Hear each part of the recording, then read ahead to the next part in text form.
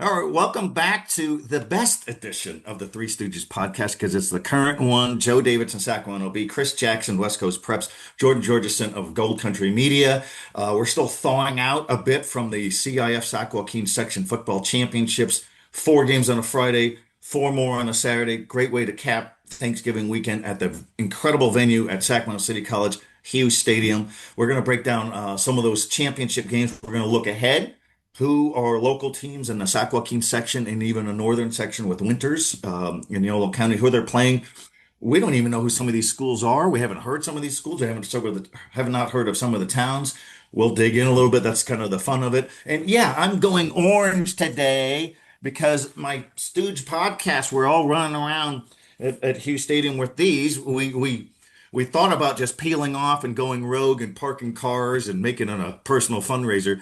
And we all agreed that the three of us would wear these vests for the podcast. But obviously, the memo didn't stick. There's Chris with some kind of orange stuff on. There's Jordan just totally checked out. He's going to blame it on being a parent of two young ones. I get it. I've been there and all that. But there we go, baby. So if this show goes bad, I'm going to go find the parking lot to go park some cars. Hey, you can make some good money doing that too, right? Let's say this doesn't work out. You can make plenty of money doing this stuff. You know what, Joe? I say you and I charge people to park at Folsom on Friday. Why don't we? There are going to be a lot of people And, there. and Let's charge them to park, and we'll And we send it both talked about ways. this.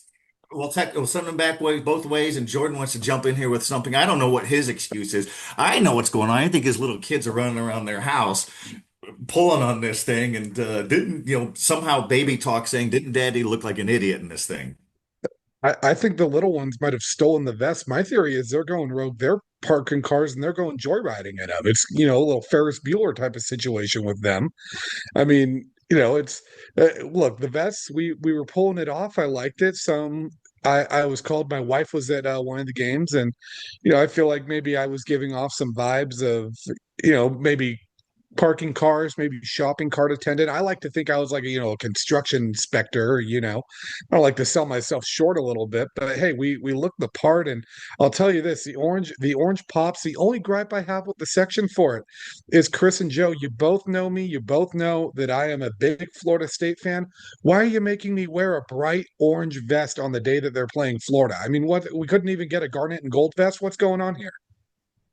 Think it was a design to rattle your cage, and it worked. And side note, it was a joy to meet your beautiful wife, Haley, and your little boy wasn't there. He's a little young for 12-degree weather, but your little girl was there, and she came over to say hello. But really, all she did was handed out her hand and opened her mouth because she wanted to put tater tots in her mouth, and I think she had about six of them. Oh, she clocked that And, right and, away. and It's like she was shy. She sees you have food and she's like, oh, never mind. There's a friend. So, That's exactly right. No, we were just talking off the air. We all slept in a little bit on Sunday. It's football fatigue, but it's a great football fatigue. And kudos, Chris Jackson, you put this on social media.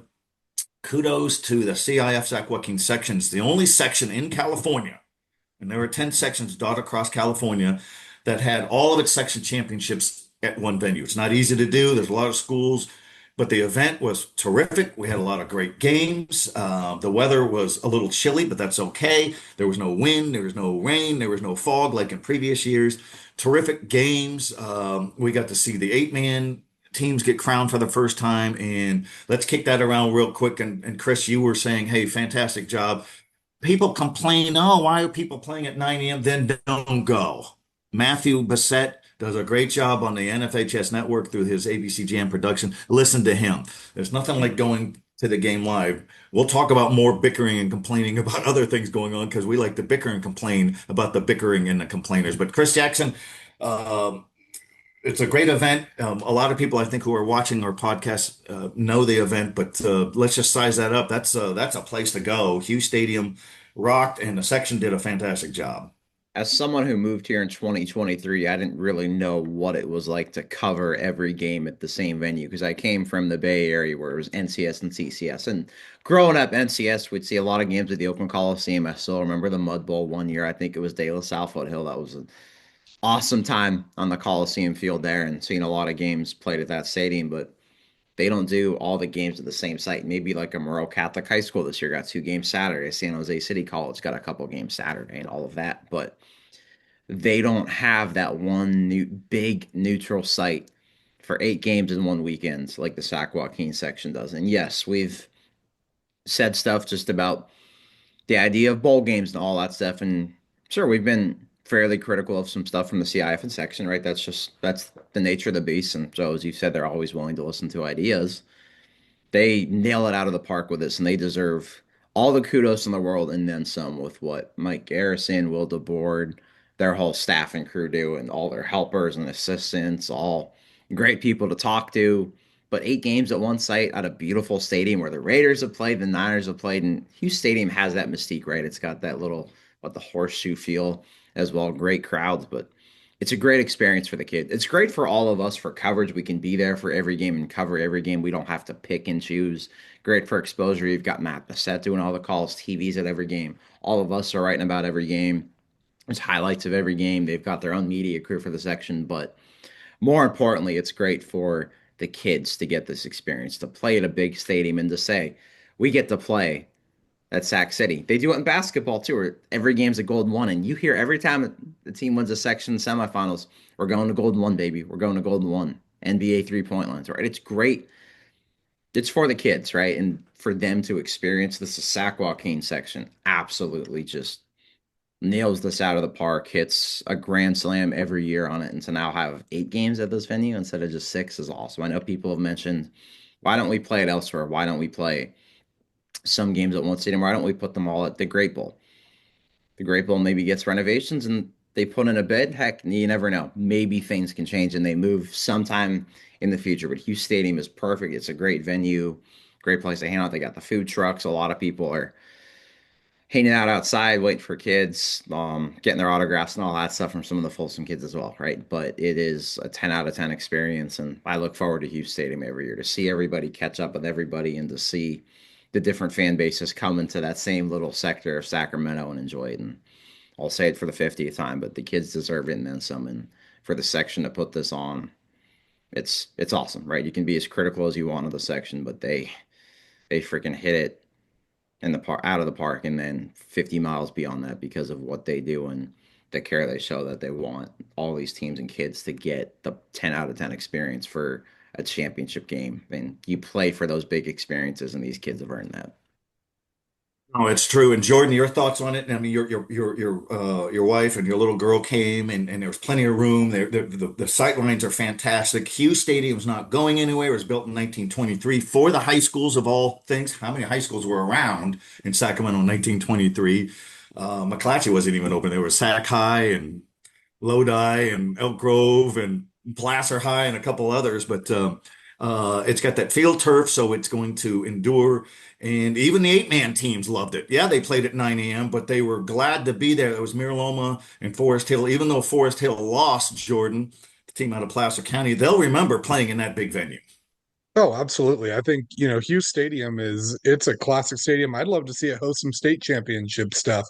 Where if you look into the history of Hughes Stadium too, it's beyond football. I mean, if you want to see some of the great things that have happened at that stadium, the Sacramento Solons played there back when they were affiliated with the Brewers. And, that means a couple big names came through there. Were some big names? I don't know, some guy named Hank Aaron. I don't know if that guy's any good at baseball, but, he pops up on here. There've been boxing matches there. Pink Floyd played there. So, if you're complaining, you're just another brick in the wall in that stadium. So beautiful, beautiful venue. I mean, and it's all the venues. I mean, I know I've noticed, there are people that complain, hey, maybe it goes back to the Great Bowl. Maybe it goes to, all these other stadiums. Why do we care to Sacramento? Well, one, if you look at the venue, it's beautiful. And I've never seen people complain about Hughes Stadium after they've been there. It's always, before they go there, why are we going to Sacramento? After the fact, almost everyone loves it. And hey, the Great Bowl, I haven't gotten to cover a game there. I've heard good things about it. If they've renovated it, it's awesome. And it's not just football. Like you said, Chris, Golden One has been amazing. The year we had kind of what was it, a Madonna concert where, we had to go to UC Davis for one year. I mean, that was an awesome venue. I love that because it felt so intimate with the crowds we got. Um, it's not, I mean, baseball, even Union Stadium at Sac City, tremendous venue. Islanders Field down in Lathrop, another amazing venue. So, whatever you want to say about If you don't agree with some stuff the section does, the one thing I will say is they know how to put on a section championship. They do a great job. It's really just a great venue. And Joe or Chris, one of you guys set it up in the press box on Saturday. What I love about this too is when we get everyone together in that, it almost feels like kind of a reunion in the press box. I mean, there was one moment where everyone was mingling in between games, and we probably had, I think, like all four TV stations represented, maybe 7 or 8 different print media outlets, a couple web media outlets, a broadcast, and everyone's hanging around like they're old friends at a Christmas party or something like that. There's no, egos or anything like that. I love getting to see everyone. And I think that's one of the best parts is, as great as it is to cover some of these great games, it also just kind of feels like a little mini family reunion whenever we get these section titles. Well, you know what? I'm the old guy here, and you guys are the young bucks, and um, I could tell you that the rapport with all the local media, all the local TV stations, and guys like you and me, and everybody, small papers, big papers, .coms, video people, photographers, writers, columnists, whatever. There's a better feel-good vibe with everybody than I've ever seen. There were years where it was everybody's competition, kind of grumbling this and that, and so it's good, it's healthy. I mean, the three of us are working at three different entities. We don't view each other as competition because we're still telling stories, and I think sometimes if there's a group setting, sometimes maybe we'll wait till I'll let Jordan interview the coach. I'll go talk to a player, and then I'll go talk to the coach after he's done, and that way our themes are a little bit different. I think we're all on the same page. That hey, this is local stuff. This is local coverage. It's healthy that we can say. I mean, I don't know how many times I'll say, "Hey, Chris, how many yards did you have for Aiden Lopez pass? Got it right here. Hey, Jordan, how many yards for Vinny Navarro up at Forest, Forest Hill and the wildfires, and you got it right there. And we help each other. We don't want to have wrong information. So I think it's healthy, and we cut up, and of course we complain. We say, hey, it's cold, and where's the food? And I'm late because I had to go park cars.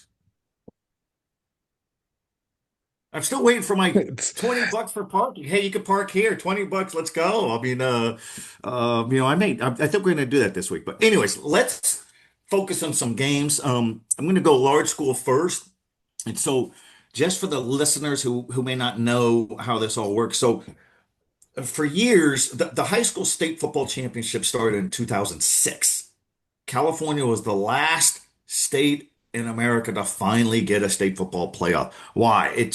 You got that many schools, that many sections, different enrollments, different competitive equity thing. It just takes a while. We're glad it's here. And then about 10 years ago, they added the Northern California regional round because it used to just be the section champions were not automatically guaranteed a NorCal game. So they added that. The CIF added the NorCal regional game. So every section champion has a chance. There were years where a powerhouse team in the Bay Area got into a state bowl without a NorCal game yet, with 3 losses, but they were powerhouse losses. And then a team from Fresno or Oakland or somewhere was 14-0 and their season's over. So now everybody gets to go. Is it too many schools? No, because they're not all going. And so the NorCal committee will rank all the Northern California teams. De La Salle, number one, goes straight to the state open division. And then you rank all the other teams, every one of them, all the divisions, and then you pair them up from there. Yes, there's a competitive equity element. It's not enrollment based like this section. But anyways, away we go. Friday night, Division One AA, the Folsom Bulldogs 12-1 taking on the Archbishop Reardon Crusaders of San Francisco 12-0. Let's just talk about this game for just a moment here, without going too long, but we'll talk about all the other games. But we have, and we'll dig in a little bit, but I just want to get quick thoughts here. Folsom's 12-1, Reardon's 12-0. Why is this game at Folsom? Well, Folsom traveled last season. Reardon's having its best season. Chris, I'm going to throw right to you. Who wins this game? I mean, this is a showdown. Is this Ryder Lyon's last game for the Bulldogs, or does he have a chance to lead Folsom to a second CIF state championship in 3 years? And how good is Reardon? Looks like the best team in school history. The school opened 76 years ago. I'm going to put you on the spot, Chris. Who do you like in this game and why? This is another one of those you can go back and forth. Reardon's undefeated. They've beat Sarah a couple of times this year. They won, I think, by 20 points in that CCS Open final a couple of weeks ago. They had a week off, another week to get healthy, right? Because the way the CCS does it, it's like the NCS, where you've got 2 weeks of open division, and then if you lose the open division, you go down to D1, which is how Sarah is now in a NorCal final against St. Mary's because Sarah lost to Reardon, but went down to D1, beat Los Gatos by 7 points, and now they go to St. Mary's on the road. But I think there's a 44 combined players in this game in these two programs with Division One offers, and heck, that number may have grown in the last 48 hours for all I know. I believe it's 44. It might be 45, 46, 47 with how that's all going. But I love Rider Lions. I love this Folsom team. Reardon's got that magic too. Michael Mitchell's a 4-year starter. He was originally a Vanderbilt commit. Now he's committed to Stanford. Stanford just hired its new head coach, Davita Pritchard. Um, they've got one of the best linemen in America. Tommy Tofi is a 4-star top 100 player in America. Two great tackles in the game. You got him. You got Vlad Diakonoff from Folsom.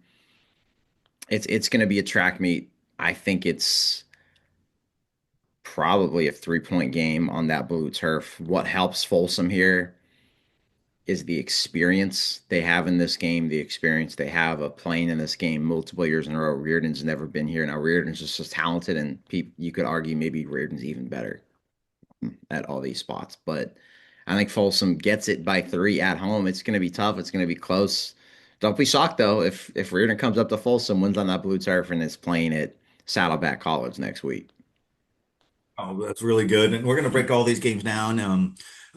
Jordan, to you, sir, we have a an interesting game. The Wood Creek Timberwolves of Placer County, 12-1, Section Division Three champs, playing at Sonora, 13-0.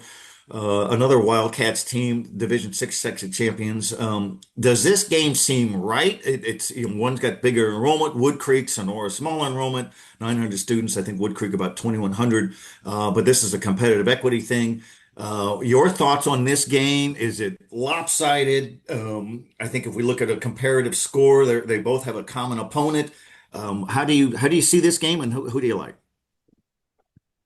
I think this game is going to be very similar to what we just watched at Hughes Stadium between Wood Creek and Oakdale. I know they have the common opponent, but the one thing is I kind of feel like you got to throw that one out the window just because Sonora played Oakdale first week of the season, August 22nd. Wood Creek played day after Thanksgiving. You could not find, two different times a year to play a team. There's so much growth that happens in those 3 months.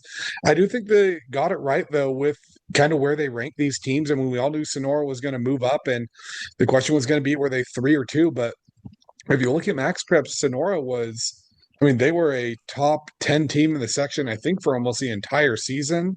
So, it's not like they came out of nowhere. It's not like they're punishing them. They won a state championship last year.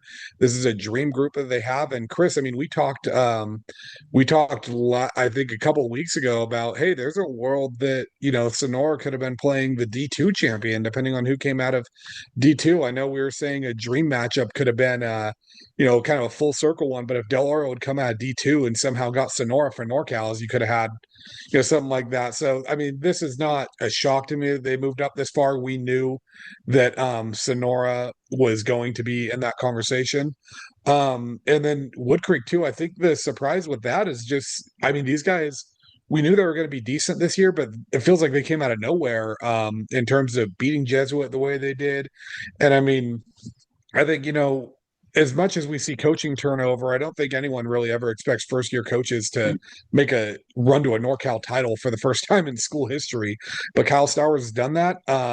What's going to be interesting is, Wood Creek, it's hard to say they stopped the run because, Oakdale put up 52 points, but it felt like they did a good job kind of bottling up Burford a little bit and forcing Oakdale to beat them with other players. And, Burford still got his. He got 5 touchdowns, and I think they were all, 4 or 5 yard runs. If he just kind of works away at you, Sonora's going to want to do the same thing.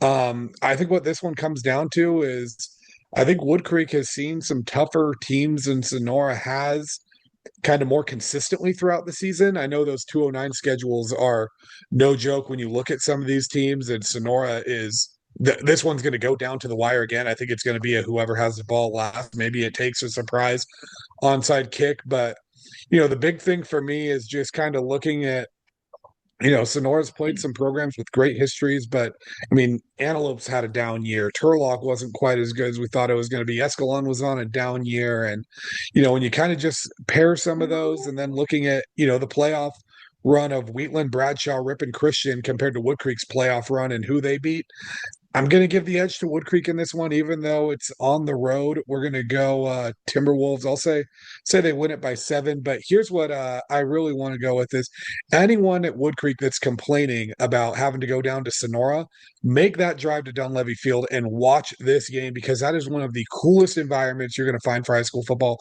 One of the coolest stadiums, all the stands on one side, the hills around it, built into a hillside on its own. I mean, this is if you want to say high school football, that stadium is like peak high school football, in my opinion.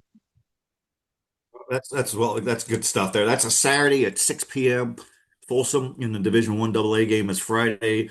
Um, and here's another 6 p.m. game on Saturday. Division 3A NorCal Bowl Championship. Roseville Tigers coming off their first section championship since 1987, won the Division 4 championship, 11-2 at McClymonds of the East Bay powerhouse in Oakland for years, 10-2.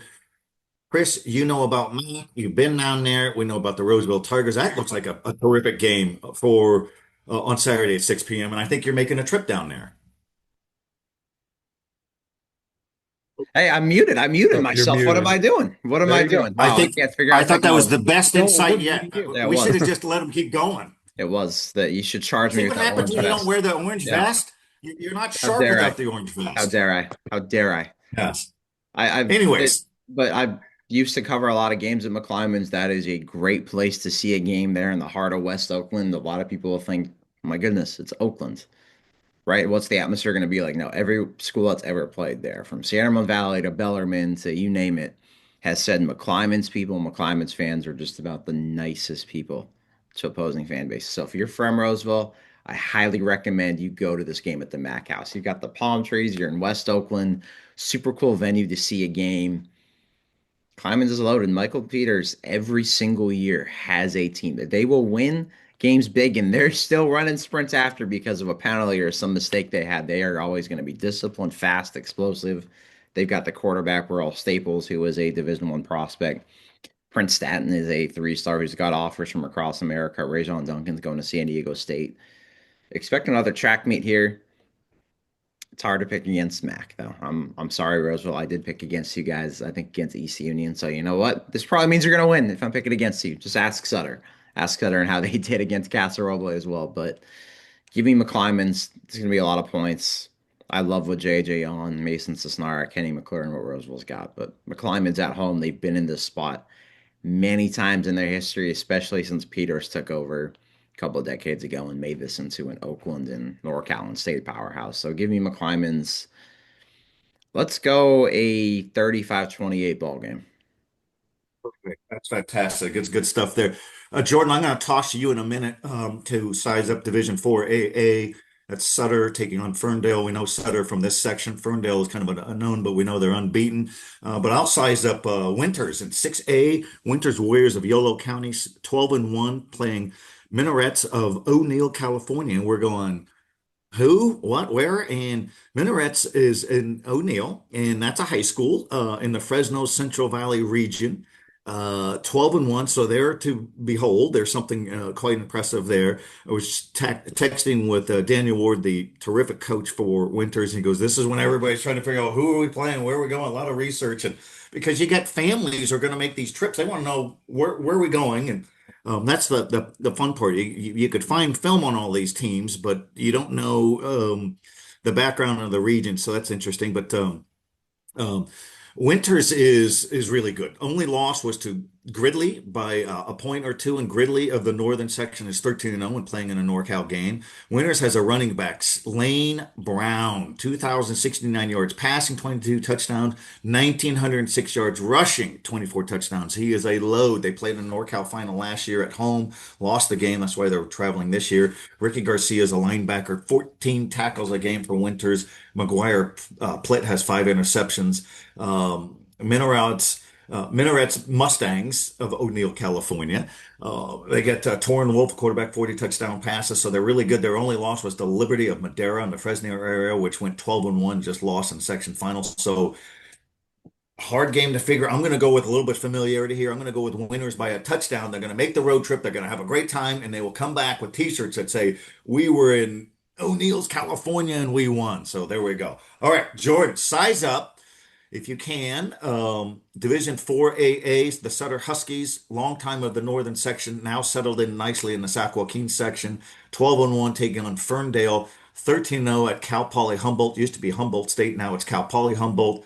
And so not bad, but um, the we know the defense is nails, and I know Jordan's looking at that schedule. What has Ferndale done with its defense this year? That's something amazing with the I Ferndale mean, Wildcats. They're up in Humboldt County. it looks like it's a typo at first. You look at their schedule, they're 13-0. They've outscored opponents 762 to 53. And then you look, okay, well, what is this?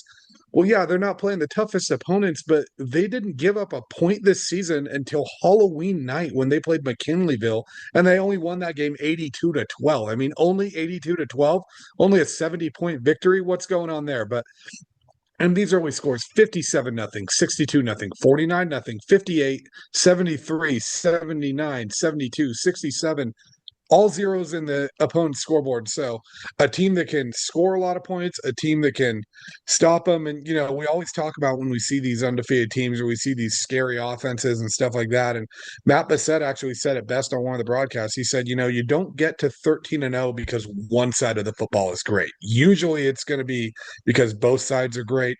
They haven't given up more than 14 points all year, and they were battle tested a lot more in this postseason.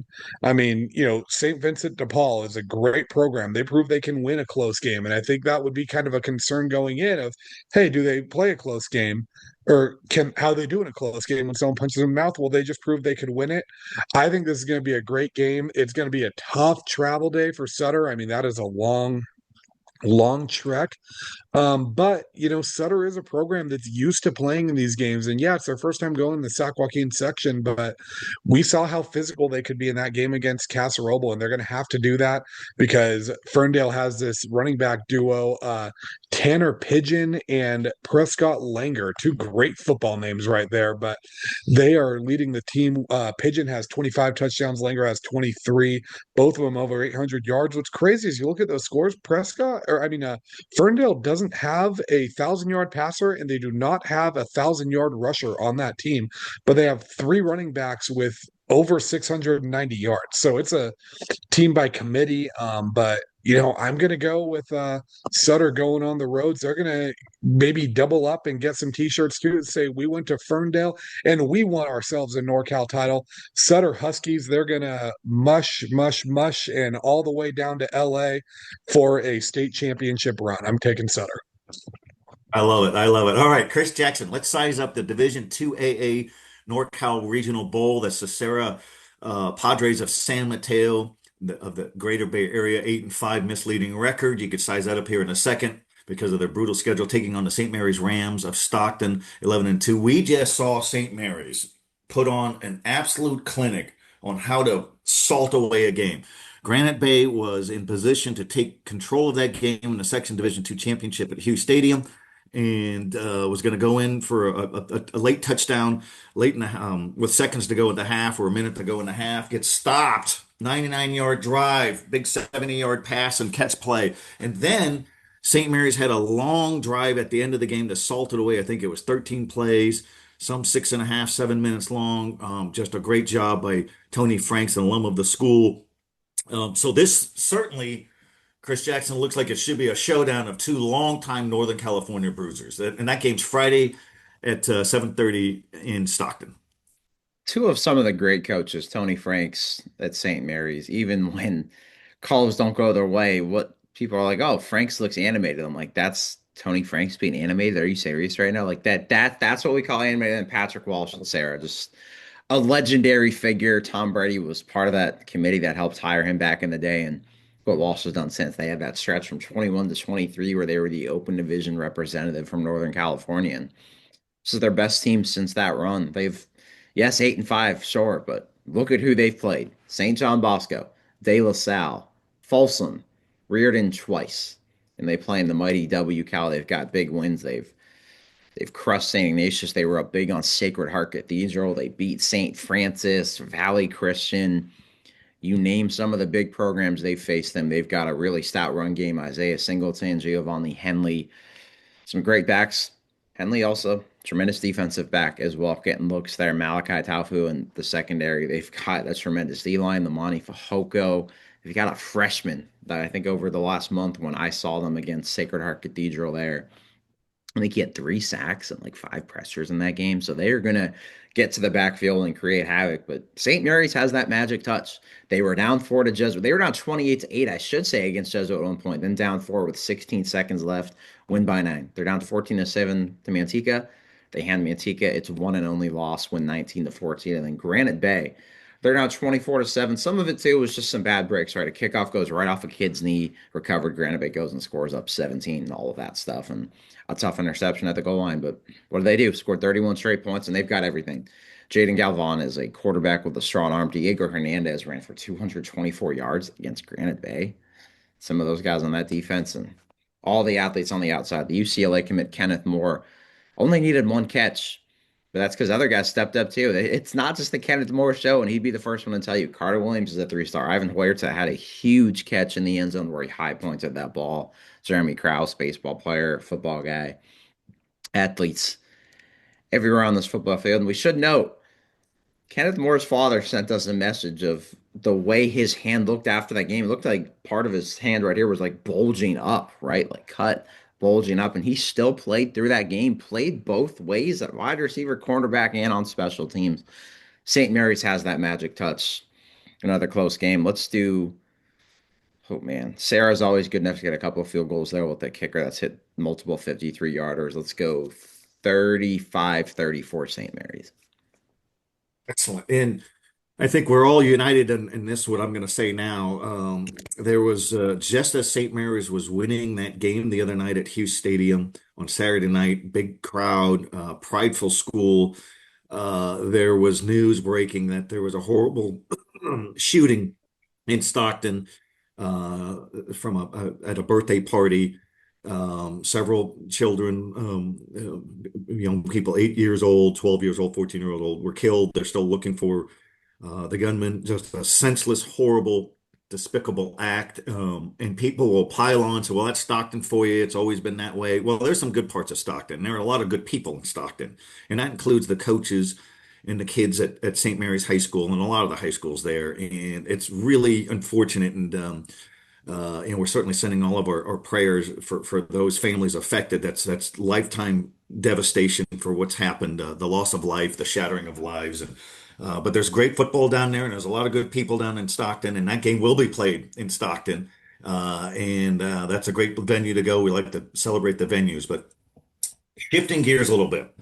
We will confront the complainers and the bickerers and the moaners of, whatever. And we heard it again over the weekend that the officials were ruin this game or that game and blah blah blah. We saw floppers, we saw post game spitters.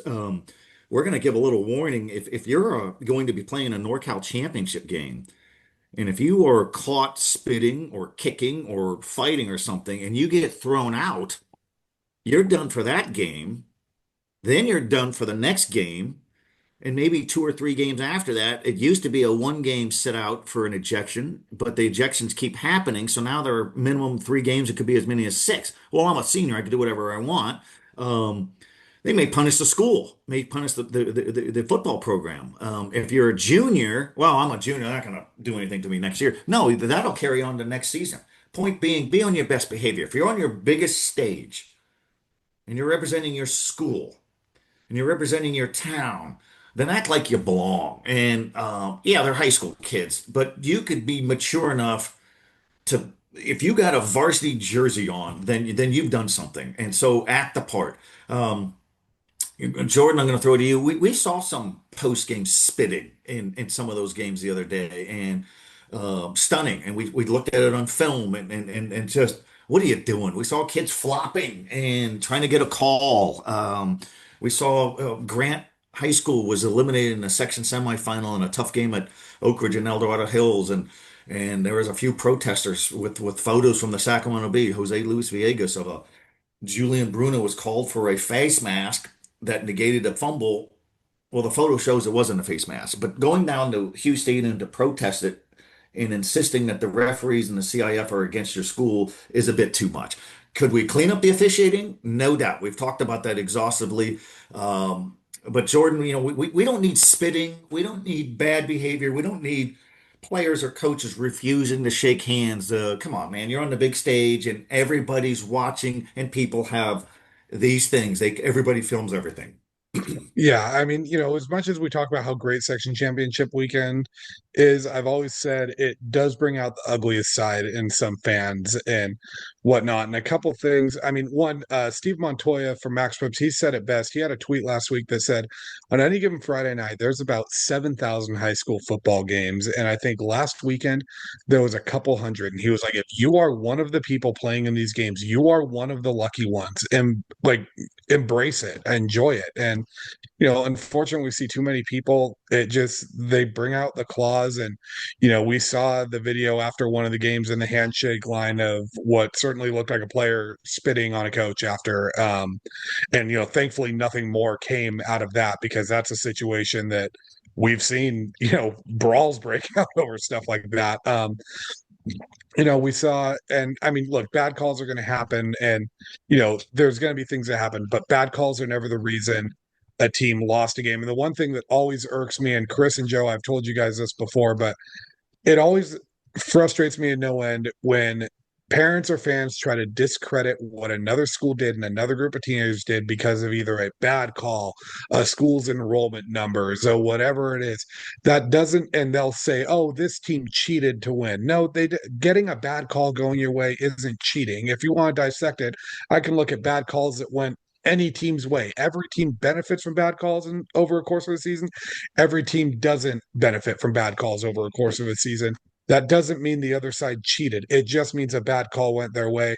And I mean, I always say this too. There was, one of the 8-man game, people were pointing out that Miraloma has 1,700 students and Forest Hill has 200. Well, the 1,700 student enrollment wasn't too much when Forest Hill handled Valley and Florin earlier this season. So why does it matter now? So people always want to find a way to discredit a victory. And I always say, put yourself in the shoes of, let's say you won that game and you're sitting there and you see some 45-year-old adult from 100 miles away that you don't know yelling at your kid because he's mad that his side lost, trying to discredit the biggest athletic accomplishment of your kid's life. How would you feel in that situation? So what I say to those people is, grow up. What do you gain from trying to make 17-year-olds feel bad about winning a game? That, especially over a bad call or an enrollment or something that they had nothing to do with. So, I mean, look, there's always going to be a winner in these championships. There's always going to be a loser. It happens. And if you were playing in a championship game at Hughes Stadium, you would have made it further than 99% of the section of the country. You got to practice on Thanksgiving. You got to ride this in. Most of these kids are basketball players too, or wrestlers or whatever. You got to ride your football season all the way into your winter sport. There was no lull. There was no downtime. You're going right in. You played further than anyone. A lot of these kids might get to go on to play in college. Like, don't discredit what your school accomplished, what your team accomplished by, being a poor sport about it. I mean, bad calls are going to happen. It's part of the game. And seeing the complaints of, oh, well, this cost us a game. Well, no, it didn't, because there's plenty of other plays that happen, things that happen that dictate the outcome of a game. And, if your school lost to, suck it up. We saw, Chris, you said last year during NorCal games, there were parents from a school that were yelling at the other team, calling them poor sports for taking a picture in front of the scoreboard after winning a NorCal title. When has a school not done that after winning a championship? But because your team lost, now they're poor sports, even though they would have done it if they had won. And, same thing of, I remember when Rockland and St. Mary's played, there were, maybe one or two questionable calls. What, I think it was 2, 3 years ago. There were some parents yelling at Rockland that they didn't deserve the rings. Well, they won by multiple scores. So maybe, what do you get from trying to take these rings from these 17-year-old kids that didn't do it? So it irks me to no end when you see parents want to, kick teenagers and bring them down to their level because they're mad that their kid lost. You made it further than most people get to. Just suck it up. Don't bring claws out and don't have, the ugly side of things come out just because your team lost a game. Someone's going to have to lose. It happens in sports, but don't teach your kids poor sportsmanship because you're upset that their season's over. That really spot on, and there's a lot to celebrate. And you think about sports, it's the one thing where people celebrate the misery of another, a missed free throw, a missed field goal, the kind of thing, and it's just the way it is. And the Folsom fans have been spoiled rotten. All these state championships and section championships, 12 of them since 2010. That's great living, but you will still hear at games, the CIF is against us, the referees are against us. Nobody's against you. You're winning all the time. What about the opponent that you're drubbing every week? Don't you think they feel like they're getting run over? It's a tired excuse, and we hear more of it now than ever. On sacbee.com, on our Facebook, some guy was lecturing me about on the comment threads that I should have changed my story here, should have changed this, and why didn't you mention anybody else? It's not just Ryder Lyons. I said, well, the coach Paul Doherty said he was the best player in America, and he accounted for all three touchdowns in a 21-14 win over Oak Ridge. So, and this is a Folsom fan, and you didn't read the story. We mentioned a lot of people, and it's never enough. And for some people, it's like we always say, you want to complain. You want to bemoan about how tough life is and the bad twists and turns that you get, and your kids are getting robbed and whatever. Take your kid and take yourself and go to the Shriners Hospital and take a look at those kids who would do anything to get up out of their wheelchair or out of their hospital bed. They'd do anything, go out and run and play and have some joy in that regard of their life. So some perspective. So Chris, back to you. We need these are excellent referees who are at these games, and people may be laughing, oh, they're all rigged and rogue and all. No, there's pretty good referees, but let's hope we don't get any more antics like you encountered or saw a side judge in one of the section championship games at Hughes Stadium. And sometimes we're seeing this where they're just a little too over officious. What did you hear? What's the trend? And it rubs us all the wrong way. And I will say, most of these calls don't have that type of impact on the game, especially as leaders, as coaches, right? I'll say, hey, we can't focus on the past. Let's focus on this next play, this next down, this next quarter, right? That's the biggest thing. Winners don't make excuses. That's why certain people are always certain people, certain schools, certain athletes, certain coaches are always at the top, right? Because they just keep trucking along and finding ways. Now, if we are critical of coaches, and trust me, a lot of these coaches don't get paid a lot. We're seeing the salaries at SoCal schools and Texas schools. Well, most other places aren't getting paid much of anything, right? Then it's fair to be critical of some refs, like the one they called a Jackson Fay fumble at the goal line against Roseville. He was clearly down, and heck, I stopped recording after a certain point because I'm like, yeah, he's down by a mile, right? And then we've seen photo video that proves it, right? But after that game, East Union was all class against Roseville. You saw their parents still wishing Roseville kids congratulations, all that stuff. I've seen great things on social media from just about all of them, right? I had one of their parents come up to me after the game and talk to me, and he was raving about what Roseville did, right? So that's a great way to handle it. It's unfortunate. It was a bad call. There was that bad inadvertent whistle in that Sutter Castle Roleplay game when I think it was 21-7 on the kickoff. You could tell right away the ref realized, oh my goodness, I screwed up. Credit to that. I mean, it was a bad call, but credit to him for realizing, oh my goodness, I'll take accountability.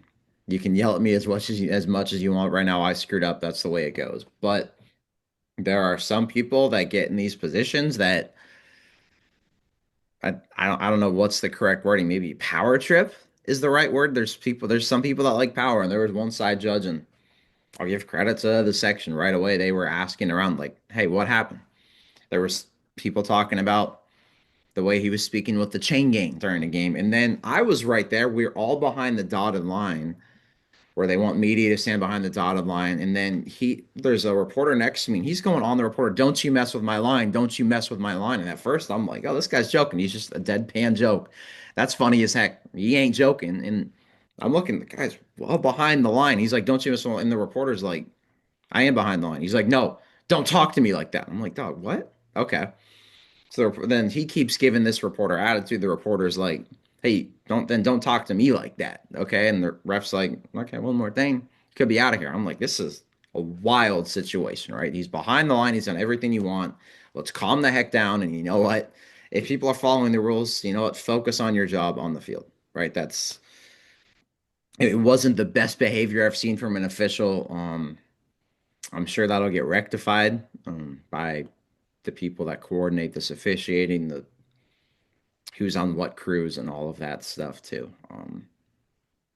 It's sad to see. It sucks. It's quite frankly, it's just bad behavior to act like that too. We talk about bad behavior from parents and fans and all that stuff, but sometimes these officials need to be held accountable too. Now, I was speaking with some people that are usually refs for a lot of games behind the end zone, and greatest of people, salt of the earth, right? They're just talking about the officiating, how awesome it is, all that stuff too, and heck, how much they just love being at football games and calling these games. And they've even admitted to me, heck, I probably made a bad call here. I probably made a bad call there, right? But name of the game, officials make mistakes, but it's just a matter of how are you going to act on it, right? And then are you just going to treat everyone poorly? Are you going to have that power trip on the sideline because somebody's behind the line clearly, and then you're going to make a big stink of it? And I think late in the second quarter of a championship game, of a close game when the team's in the red zone. Now, how about you do your job? Everybody else is doing their job behind the line. How about have your section officials there that are there and they're monitoring things, right, and making sure everybody's doing what they're supposed to do? How about you focus on your freaking job? That's the thing I gotta say. It's Yes, I am all for the no excuses stuff, but sometimes if we're going to hold these coaches and these older adults accountable that don't get paid much, officials got to be held accountable too. And this I official needs to agree. be held accountable.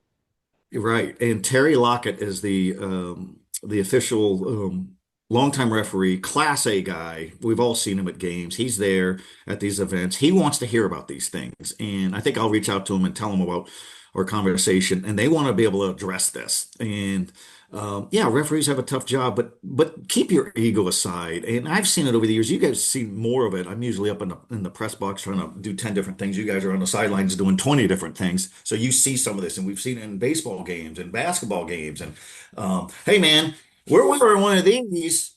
We're in the know here. So we're going to close out and kick it around like we always do, and do some game balls. And some of these guys who had some great efforts last week in Sac-Joaquin section championship games, which allows their teams to get into these NorCal games. Check the CIF state site for ticket information, for broadcast information. Keep following us, and we'll try to size it all up. But Jordan, do you have a game ball from the section championships? We'll go one time around each, and then we'll go one more time around. But who do you got? What happened, and why is it such a big deal? And first one, I've got to give it to Josiah Melendez of Wood Creek. This guy was, I don't want to say it was a one-man wrecking crew because, he had a lot of help with him in this game. It was a complete team win, but if you look at what he did, he was 19 and 25, 357 yards and 4 touchdowns. Ethan Keim had two of them, and then Trace Murchison had two more on the receiving ends. And then, hey, what happened when Oakdale covered his receivers? He made him pay with his legs. He had 154 yards on the ground and two touchdowns there on only 10 carries. Just awesome job by him. He took that game over. He had I think the only blemish he had on that was there was one play where he scrambles for I think 17, 18 yards, and Oakdale defender kind of comes from behind and just gets him at like an awkward ball movement in his running motion, pokes it out. And I was talking to my brother-in-law actually yesterday about that play, and he said he came to the sideline. He goes, "You wouldn't have even thought he fumbled the ball. It was, just stone cold. I mean, never gets too high, never gets too low. Exactly what you want in a championship caliber quarterback." And what did he do? He made sure that play didn't matter. And then even I said my only gripe with him was even after kneeling it out, even after scrambling to, basically ice the game, you never got any crazy reaction out of him. You never got, the pumping up the crowd, the flexing, because he just on to the next play, strictly business with him. And he's led his school to their first NorCal championship appearance, first section title for football. So good job to Josiah Melendez. He gets my first game ball. Such an impressive team, some skill, great coaching, good call there. Chris Jackson, game ball from Sac-Joaquin Section Championship weekend. Let's go to a fellow Roseville school. Let's go to Roseville High School. The Legends of Roseville reached out. You had Teddy Bruschi reached out. You had Colton Miller reached out, and there's a new legend in town. JJ Yawn, the 6'4" receiver that recently announced the D2 offer. I think we're all in agreement. This kid deserves much more than that. There's nothing wrong with D2 ball, but this kid is legitimately a Division I football player. 6 catches, 123 yards, 2 touchdowns, but it's the way he does it, the way he glides, his athleticism, the hands, the route running, the verticality. He's also a double-double kid in basketball, and he brings that to the football field. He is smooth as can be. Great athlete, even better person, as their head coach, Adam Rankin, said. And he also said this is probably the biggest mystery in the section why he doesn't have more opportunities. It feels like every year we get one of those kids. Last year, I think it was Kalani McLeod of Vanden. What he did, and everybody was like, wow, this is crazy. He doesn't have more opportunities. Luckily, McLeod's getting them. He just got New Mexico State and Mercyhurst offers a couple weeks ago. He's the quarterback at Laney College, or not Laney College, Diablo Valley College. They both wear green. I mixed them up way too many times. JJ owns that same guy. They had Ranking said after the game, one of our local D1 schools hasn't been on campus since January and hasn't asked about him. And no disrespect to seeing some of the guys they've offered, but how are we not offering this kid, right? I think he should be and probably will be a late addition to some class in the Division I ranks because he is that freaking good. His grades are good, over a 3.0 GPA, and the character is even better. And when you check all 3 boxes like that, and you're a multi-sport athlete, that's a stud in that too. So you know what? There's 4 boxes checked, 4 out of 3, I guess, that I named. So he's going to get his opportunities. But JJ on, he's got a chance to do more when they play McClymonds. If you haven't watched this kid, man, you are freaking missing out because he was one of the big talking points of the weekend there at Hughes Stadium, especially after they won that crazy game against East Union. Oh, he's a terrific player, multi-sport guy. It just goes to show how hard it is to get scholarship football offers. 2% of high school kids in America get scholarships for any sport. That's how hard it is. And, you could be long, you could be athletic, you could make plays, your film could pop, you have good grades, good character. It's still hard. And, he's an example who's kind of slipped through the cracks, but the vest didn't save me on the sneeze there. My game ball, same school, Roseville Tigers, the pride of Placer County, old school, 113 years old. Great rooting section the other day. Sea of orange and black, different color orange.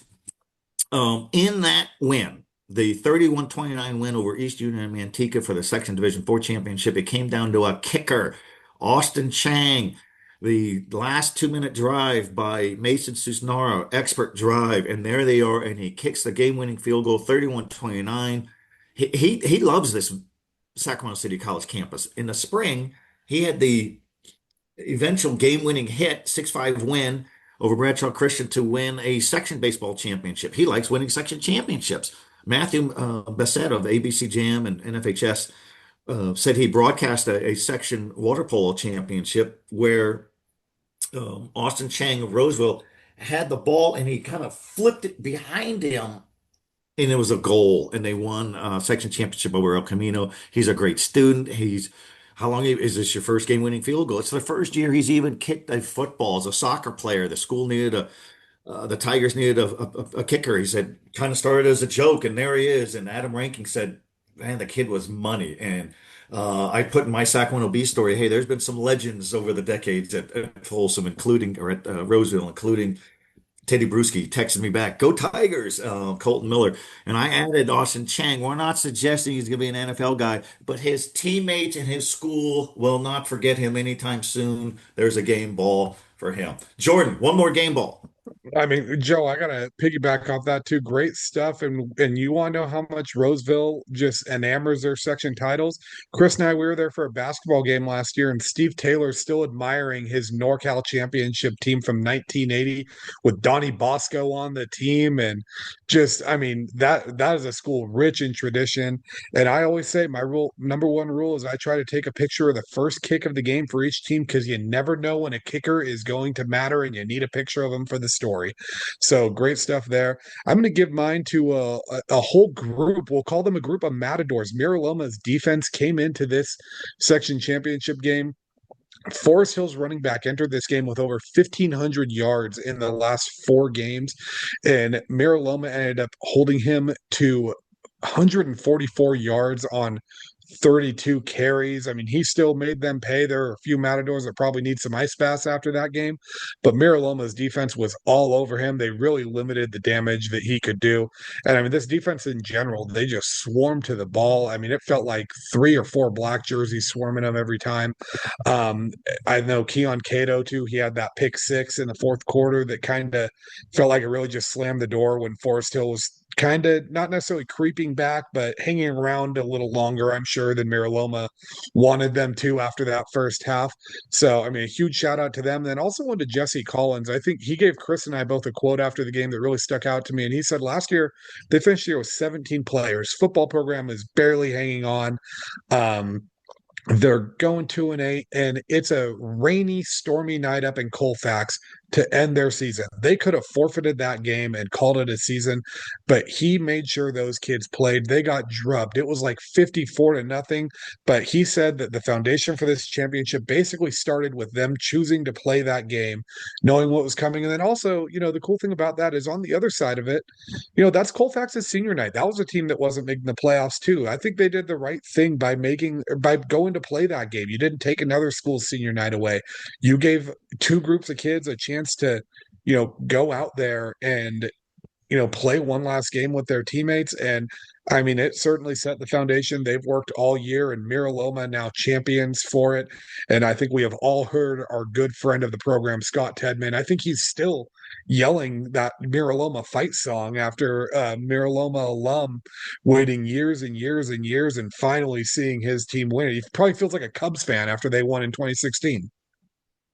I thought that was some of the most outrageous media behavior I've ever seen.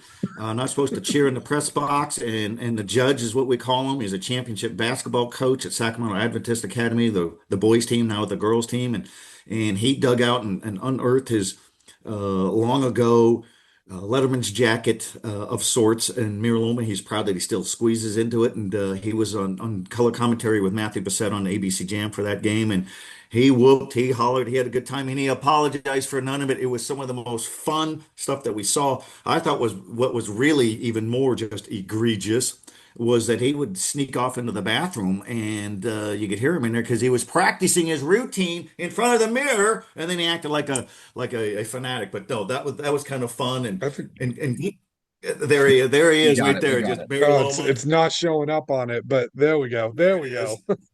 There it is. No, we love the judge, and that was a lot of fun. I got a lot of emails from Miraloma graduates. It's a prideful school in the heart of the Sac City, the San Juan Unified School District, and they were just ecstatic to win and to have any kind of coverage. And bonus game ball, D'Angelo Keys, the junior quarterback for Miraloma, 108 yards passing, touchdown, rush for 179 yards, 2 touchdowns, including the early 75-yarder. He said afterwards, somebody asked him, is this still real football? He goes, "Oh, it's real football. We're still in pads, we're still running, we're still tackling, and they're still celebrating 12-0 for the mighty Mats of Miraloma." Chris Jackson, one more game ball. I'll do one more and then we'll sign off. I'll do a 1+1 here. Sutter deserves a couple of them. Let's go on defense. Andrew Barker, who they call, I think I said during the halftime interview on Matt Bissett's broadcast, God's gift, and that's what Sutter calls him because Stanley moved from Oregon, I think in June. His father is a pastor in Yuba City, and boy, is this kid good. 16 more tackles in the section final. Leads Sutter in tackles, and you know how impressive that is because have you seen who's on Sutter's defense too? There's multiple kids that are going to play at the next level, and Sutter doesn't allow many points, many yards. Probably half the points they've allowed this year were in 2 games to Casa Roble and just beat him in a section final. And Andrew Barker is a stud and then some, and then Max Bringle, an all-time section championship performance. That's one we're going to be talking about for years and years and years, and there's going to be a lot of kids looking up to Max Bringle now from that Sutter area because of what he did. 5 touchdowns. He had the game-stealing interception after he already had the touchdown run that was a dagger to the left side, right? But ran for 3, threw for 1 on a trick play, and then caught another. Is there anything Max Sprinkle can't do? He's got 14 career interceptions. That I think it was my first weekend covering games out here a couple of years ago. It was his first varsity start against, what was it, Carson City from Nevada, one of those schools. 3 interceptions as a sophomore. I think since then he's put on 40 pounds of muscle. He looks like a dude. He looks like he looks like he's built like Division I football players with how muscular he is, how good he is. He's run for 100+ yards multiple weeks in a row. He had a big game last week, another one in the section final. Sutter Huskies, they had a lot of titles in the northern section, and now here they are in the Sac-Joaquin section. Max Sprinkle, one of those Sutter legends. They've had quite a few throughout the years, and he's a guy that after that kind of performance, maybe, just maybe Ryan Reynolds, you think about, no, let's retire that jersey and put that in the rafters. When you get 5 touchdowns in a section final, you get that interception. Let's do it. Let's have some fun. Uh, he was really funny. He had enough strength after the game, Max Bringwald, after playing every down. And he talked about it and I mean how proud the school is and a great little small town up there with the background of the Sutter Buttes, one of the most picturesque places. It's throwback. They play on grass and somebody asked him, how are you going to celebrate? He said, well, we're all under 21, so we won't be doing that. But that was hilarious. So he's got a lot of spirit to him and all that. I'm going to go with a game ball for the unsung guys at Folsom High School. Won their fifth consecutive Sac-Joaquin Section Division I championship. The big boys on the block.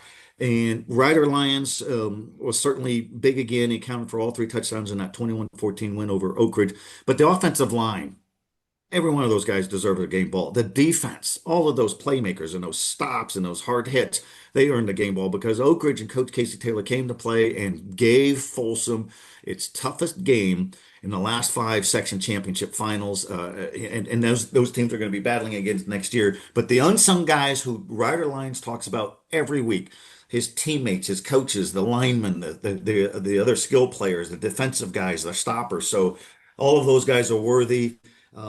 We appreciate all of them. All right, next week on the Three Stooges podcast, which will be the best episode yet, and we will all be wearing these. I will be, anyways. We're going to break down who won the NorCal games. We'll take a peek ahead to the state championships, and we'll also talk some basketball and also signing day. Early signing day for college football is on Wednesday, so we'll break down some of those names. There'll be some familiar names from Folsom. Reeve Sloan from Rockland at quarterback, but there may be some surprises, and nothing is binding Hey, we just got until the some big news too, signatures. Joe. We just got some big news too. Jamison Powell just decommitted from Ole Miss. Hayes Fawcett, I think of On Three, just reported it too. He was committed to Ole Miss. Obviously, Lane Kiffin now going to LSU. I don't think it'll be too long until Jamison Powell finds a new home. He's that good. He's that smooth. He's that talented. There's a lot of schools that have offered him, but it's one of those kind of Yeah, late changes that happens with coaching changes right before early signing day. yeah, and I got another bit of breaking news. If breaking news, here we got a news scroll here in the bottom of the screen. Whitney High School in Placer County has posted that it is looking for a new football coach. Tough job at Whitney in the Sierra Foothill League. I think we'll see quite a few coaching changes. That's just the nature of the business. But anyways, we will all jump on it next week. You guys are fantastic. Proud to have you as my friends. Proud to have you as our colleagues. We cover this region as best as we can. Joe Davidson, Chris Jackson, Jordan Georgeson. For the Three Stooges podcast, we will see everybody next week.